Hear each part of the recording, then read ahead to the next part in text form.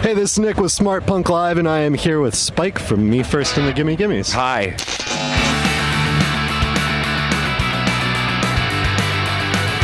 Hi, Spike. Thank you very much for doing this interview. Thanks for having me. Yeah, of course.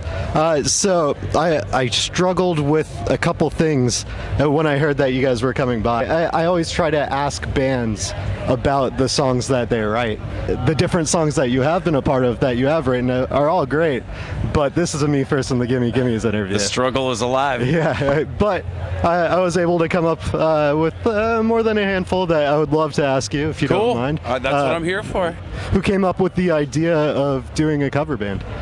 Mike and Joey did, actually, because they thought, and I would tend to agree, that at that time in the mid-'90s, the best songs on any current punk record were the cover songs, and so why not do an entire record of those, or be an entire band, or do an entire live set of those songs. Were there any specific cover songs in the 90s that punk bands did that kind of lit that fire?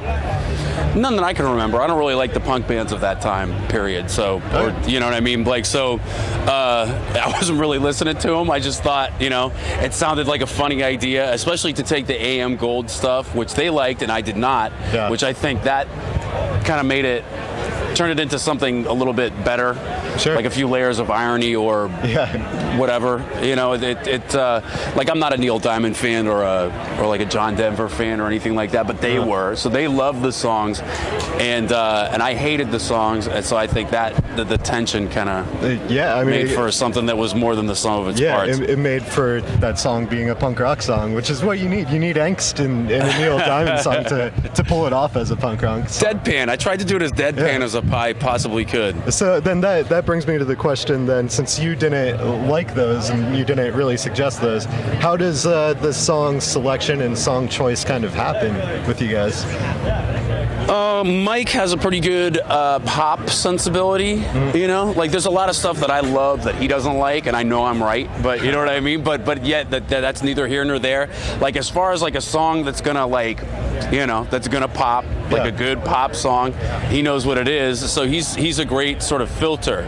Like, you could compile a list of a bunch of songs that you want to do, and you need to narrow the field eventually. He's really good at that. Of course. I've learned that I don't want to do songs that I actually like.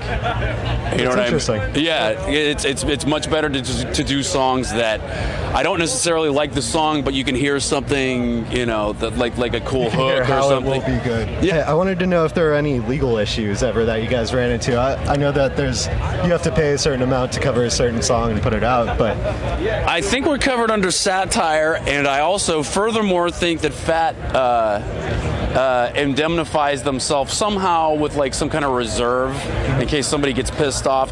Like, we can't sync a video, can't sync words up, like mouthing words to a video.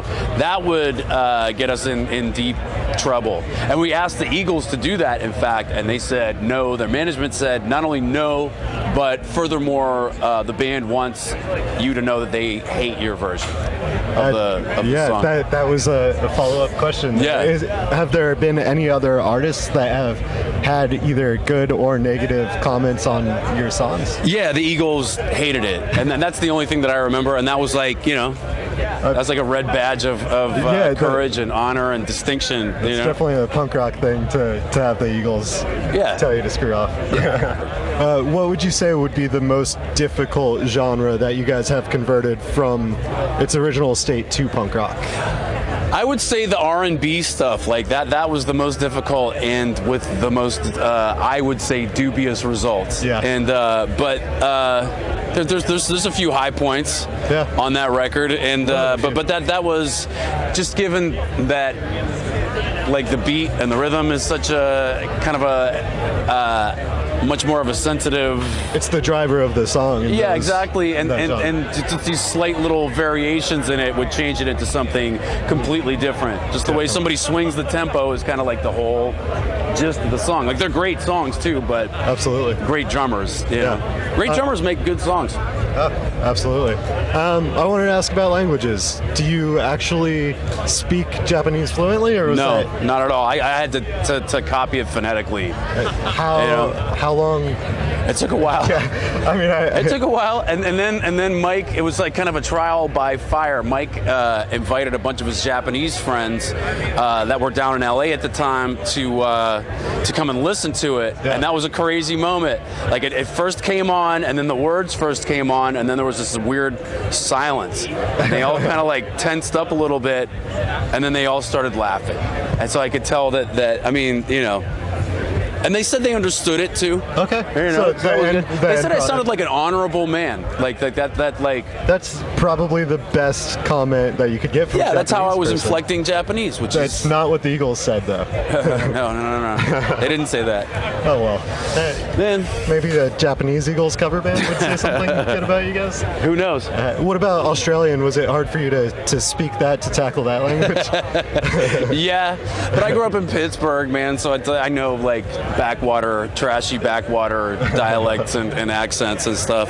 But German as well? Are you a native German speaker? No, but I know a little bit. I can pronounce it pretty well, Yeah. and like I can, you know, I can order things. Yeah, I've trains. I've heard you speak it outside of songs as well, like introducing sets and other crowds. Well, yeah, again, once again, I have to cheat, you know what I mean, and prepare remarks, but, you know. Yeah, absolutely. I like to do that. People feel, especially people that have been like raised, like they grew up listening to music in a different language. You know, I guess it feels, you know. Yeah, feels homey. It feels nice to hear to have people from other places speak their shit. A better you know? connection. Yeah. Speak their filthy pig Latin. Any upcoming Me First things? I know you guys are all. We got a greatest ways. hits record coming out. Really? Yeah. Oh, cool. Yeah. Greatest What are hits the and details on that? B-sides and B-sides? yeah. Oh, Yeah, awesome. yeah. All sorts From of all of the records, or is it- from all the records, from top to bottom. Yeah. Awesome. Everything's going to be represented, including some stuff that I hope that people haven't heard yet. So. Yeah, I'm interested in that. Is there a release date for anything like that? No, we're still working on it. We actually took some photographs for it today. Oh, cool. You Yeah. look more than snazzy. Well, this is a change. This is a new outfit. Oh, is it? Yeah. Different from the photos that we'll see coming. Yeah, we're gonna unveil the new look on the record. Is it? And then, can you talk about that? Is it? Can you talk about the new look?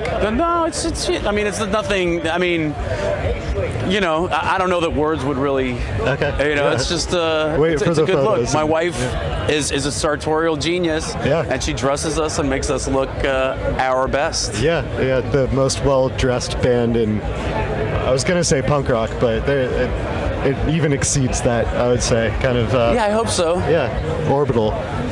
I hope so. If POCs tell me I'm looking good, then I think that, you know what I mean. Then that's essentially that's my target demo, at least for the look. You know what I mean? You're gonna be offered jobs walking around Chicago like that. Yeah, I would hope so. What kind of jobs?